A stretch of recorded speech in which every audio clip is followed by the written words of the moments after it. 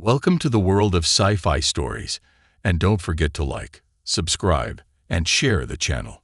Enjoy the listening. What happens when humanity is in your debt? Aden had merely been passing nearby a few light weeks away when he had noticed the anomaly and static plaguing a long-range observational array.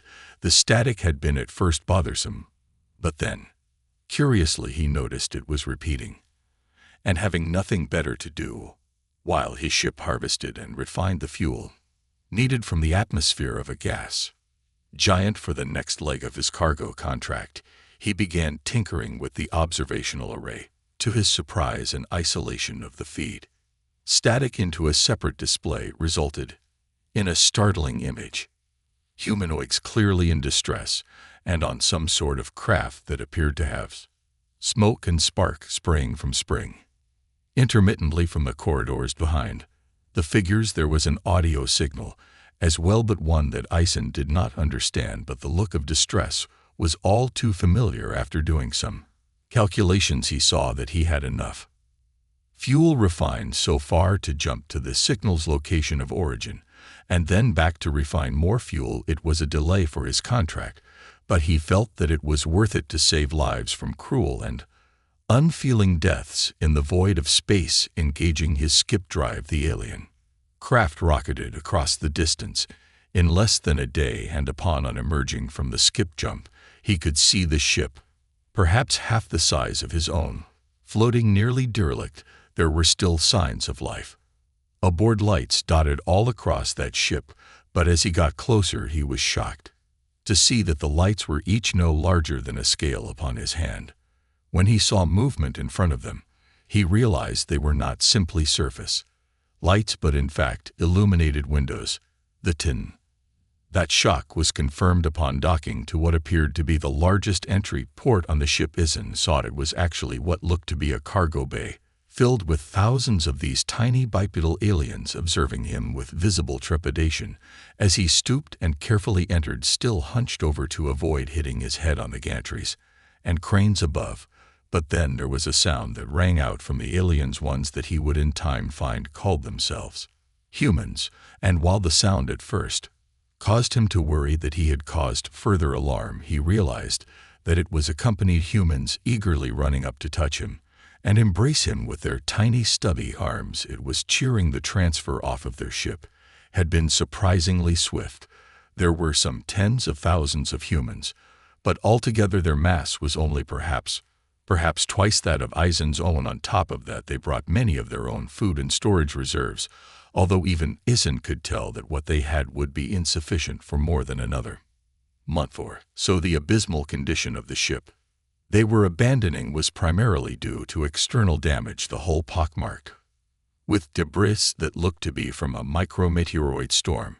He had doubts that the ship would have lasted more than a few more days at most before something else critical and irreplaceable broke. The humans had spread across his ship much in the manner of an infestation. In fact, he caught sight of some of the humans battling the few mature yop flies that had managed to avoid his own purge and cleaning routines. The humans battled the insectoid vermin with skill, and despite them being almost a half-dozen times the size of a human, he quickly found he could find no trace of the yop fleas anywhere on his ship as the days passed, and he continued to refine fuel from the gas giant. A complete lack of any trace of yop flies was a blessing indeed among spacefarers in his experience, and while he never would have demanded service in exchange for sheltering the refugee humans, Ison was still quite glad that the rescue had already begun to pay unexpected dividends. Then, to his surprise, a few days later, a human climbed his exterior garb and made their way up onto his horned snout. The human was baring their teeth, an expression that he'd seen the humans only make when the rest of their body language suggested excitement or happiness. The human began to make a wobbling groan, and at first Ison was going to simply write it off as another odd quirk of the aliens he had rescued, but then he realized part of the warbling sounded familiar. Listening to it again, as the human repeated the sound, he realized that if he closed his eyes and imagined It came from a child with a significant throat mutation. The human was attempting to say thank you for saving us in Eisen's own language. Another week had passed, and while still not anywhere close to what he would consider clear, the humans had managed to make leaps and bounds. In speaking with him, one of the leaders of the group of humans flagged his attention and said, "Friend Eisen, savior of humanity, you've done much for us, but we would ask you for another." Boone Eisen nodded and saw that several dozen other humans had also approached. Clearly anxious from the way they fidgeted, we brought what supplies we could from our old generation ship, the Star of Orion, but those have begun to run dry. Would we be able to use some of your own food ration supplies while we continue to grow our own? The human gestured towards a spare crew compartment where the humans had begun to grow a short cedar grass they called corn. We anticipate we would only need enough for a month before our crop is ready to sustain us. Eisen grinned back, an unnatural gesture that the humans seemed delighted by him mirroring, and stood starting to move carefully over to one of the supply cabinets, cautiously watching where he stepped to avoid accidentally hurting any humans underfoot. They'd learned to give him a wide berth, but it was still a concern he had that someone would be in the wrong place at the wrong time and be crushed. Opening the supply cabinet, he pulled forth one of the emergency ration blocks, then a second and a third. The set only had enough for him to survive a few weeks or so, and tasted abysmal to his palate, but when he had passed the food blocks to the humans, they were ecstatic, shouting and cheering like they had when he had first come aboard. The human who had made the request was jubilant. "1,000 thanks. His son, this is enough to feed us all for months, and maybe even a year if we ration it sufficiently." As the humans began excitedly talking amongst themselves, Eisen could see more of them coming out of the various hidey holes and crevices across the ship, celebrating in the bounty, with several of them making gestures of respect and thanks towards his comparatively enormous form. He also noticed more than a few of the humans no longer wore the fabric jumpsuits he had seen when they first had come aboard the ship. Many now sported outfits and clothing made of metal or flaps of overlapping plastic. It wasn't until he recognized a logo for a protein chip company that had been artfully incorporated into a minuscule skirted dress that he realized the humans must have been picking through his refuge, as it was one of his favorite flavors of dehydrated prote slurry chips, flavored to resemble a deep-sea delicacy on his home planet. Turning back to the human speaker, Eisen made up his mind about the humans.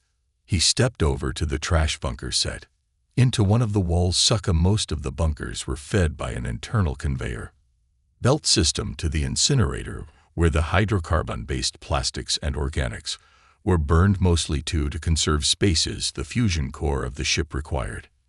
No additional energy beyond the refined gas insertions every few dozen light years. As for the metals and anything else incapable of burning, they were simply formed into ballast, slugs, an almost worthless supplement to his cargo that was only barely worth keeping aboard, and which many of his peers often preferred simply to jettison into space towards the nearest sun to be rid of them. Keying in a series of commands on the control panel, each button fully the height of one of these tiny humans, he input the kill command for the conveyor system, effectively halting the feed to the incinerator. Then Eisen pulled open the bunker hatch and gestured broadly towards the humans, and then towards the waste bunker. He too had been doing his best to learn the human language, although it was a strange one with many peculiarities of pronunciation and repetition. Still, he had managed to cobble enough together to say, "You are welcome to whatever you need from anything I don't, and if your needs ever exceed this waste, speak with me, and I will see what other supplies I can spare." He was no longer well off, this transport job being menial compared to the stations and respect he had once held, but it was sufficient to cover his needs, and now it appeared sufficient to cover the needs of the humans as well. At his declaration, another resounding cheer broke out, many of the humans rushing forward to pull at things he had considered discardable garbage. His species was often condoned by space-going pure species for being somewhat heavy-handed in their packaging of consumable materials, layers of foil, shrink netting, plastic casings, and fabric wraps were commonplace, designed to make the contents both visually appealing and resistant to perishing, even beyond what most spaces would consider necessary for their needs.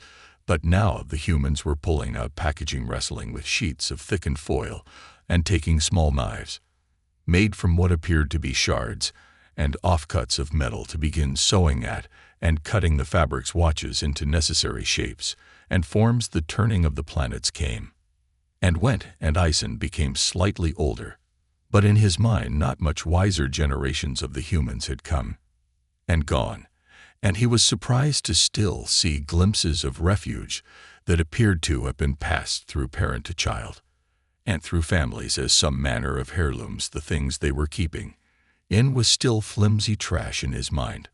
Foil that would rip if he tried to use it, a second time, fabric that would fall apart after a single wash, and plastic that cracked and yellowed far too soon for Eisen to want to put anything important within it. But for the humans, these materials could remain robust for an entire lifespan. Fabrics used to clothe multiple generations in packages and contain ERS that were only just now beginning to yellow and still seeing regular use by the excited humans. He had spoken with them and learned more of their fate and why they had been adrift. Their planet had finally been rendered unsuitable for life thanks to a series of solar storms that stripped what little habitable regions were remaining after dozens of eras of resource exhaustion and pollution. It sounded uncomfortably like what had nearly happened to Eisen's people before they had ventured forth towards the stars and expanded outwards rather than remain on only their homeworld and bleed it dry.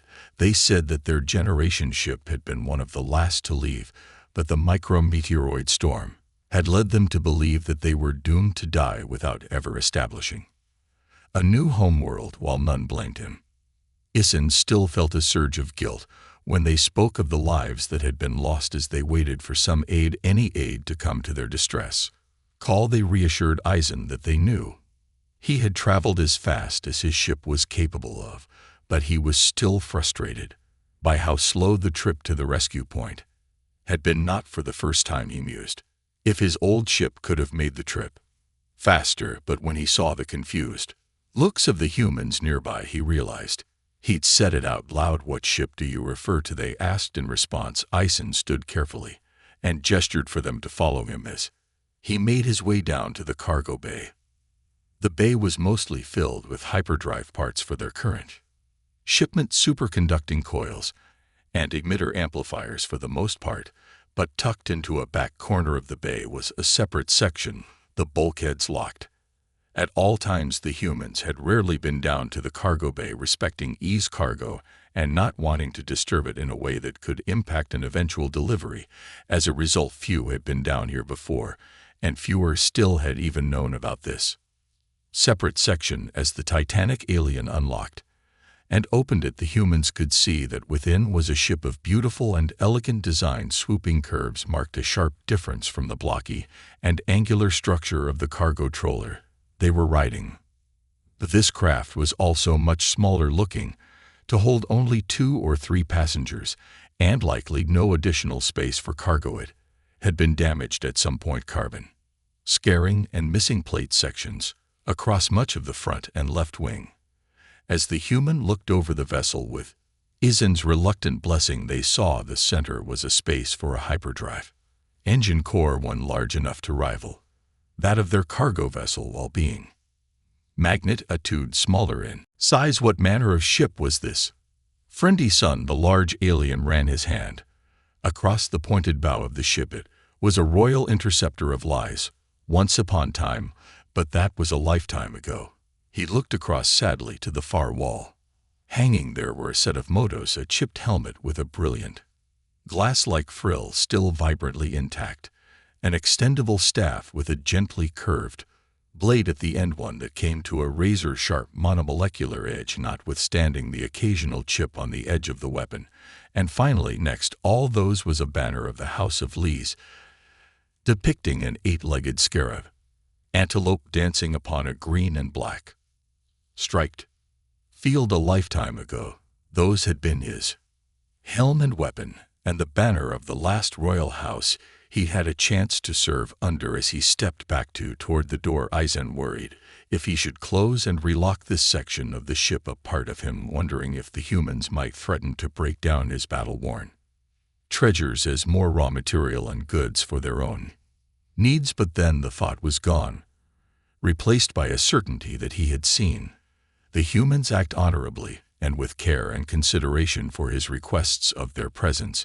He would never have said this himself to the humans, but he got the impression they felt that they were imposing upon him. Meanwhile, Eisen simply saw their presence as helpfully symbiotic at best, but only harmlessly parasitic at worst, a sort of elaborate and complex recycling venture that doubled as pest control. Many more binary cycles passed, and Eisen could see his scales had begun to bleach and whiten along the edges, a common sign of middle age, or his species. The humans had continued to survive and thrive, every so often asking him to make a quick stop at an unoccupied world so the humans could send some members to establish a colony there, but always with Eisen's transport as the home ship. He had set aside an additional space within the cargo bay for the humans, where a small metropolis had now sprung up, built from the reclaimed scrap plugs of refuge metal and non-incinerable solids he had accumulated for some time, now hollowed out to form homes and other structures. Eisen mostly kept to himself these days, but he saw the occasional outside presence in the form of merchants and others he coordinated with for his cargo shipments. Apart from a bit of an argument over some missing hyperdrive components ages ago, he was well regarded as a peculiar but effective courier by those in need of a cargo hauler.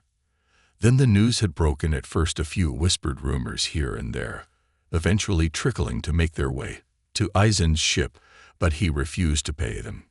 He'd worried about getting his hopes up about false rumor, but the hope it promised was inescapable, and began to wonder if they were true, for there were whispers that the royal bloodline of the House of Lees had survived, the youngest scion having escaped to the wild regions and hiding in exile until she came of age. It was all conjecture, of course. A few visible similarities between the lost queen and an outspoken rebel who was drawing the eye of the new empire. It was unconfirmed to any sort of significant degree, but it was the most solid thing he had heard in all his time since the royal house had first fallen. Then the rumors became substantiated.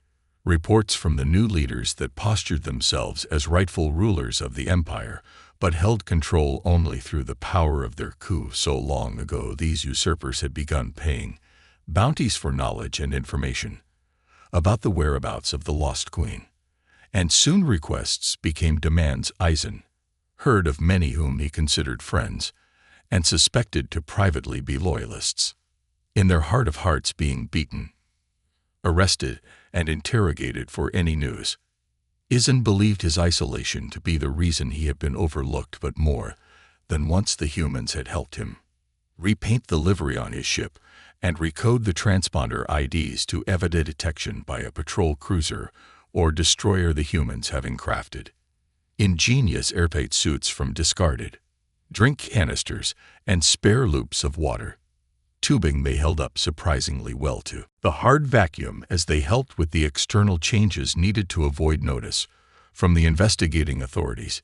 He had begun to follow the news more closely, even going so far as to retrofit the broadcast receiver with the humans, helped to listen in on intergalactic news, updates, and unencrypted military transmissions about the Queen's movements and actions. But then the moment he had been dreading came through. The Queen had been captured aboard the flagship of the usurped fleets, but subsequently escaped aboard an unarmed shuttle. The Queen had fled to hide amongst the dense rings of an unoccupied and uncolonized system, but the fighter wing following her were in hot pursuit, and the military reports seemed more and more certain that she would be captured within days, if not hours. For the first time since he had met the humans, Eisen wept bitterly, cursing sluggishness of his freighter, and knowing that even if he were to expend all his fuel and push his hyperdrive to exhaustion, it would take a week and a half to reach the rebellious Royal, by which point she would be long captured or dead. He realized he had not expressed himself in front of the humans like this before, but he didn't much care now what they thought of his weeping. The humans, for their part, had gathered, but while many appeared to share his apprehension, Eisen saw that most of them hadn't said anything to him, instead forming a huddle amongst themselves, discussing in low, quiet voices that he couldn't have made out if he had tried. Then the leader stepped forward and addressed him. "Friend Eisen, you have done much for us, and while we had intended for this to be a surprise to mark our 300th year aboard your vessel, we feel like now would be the better time to present your gift."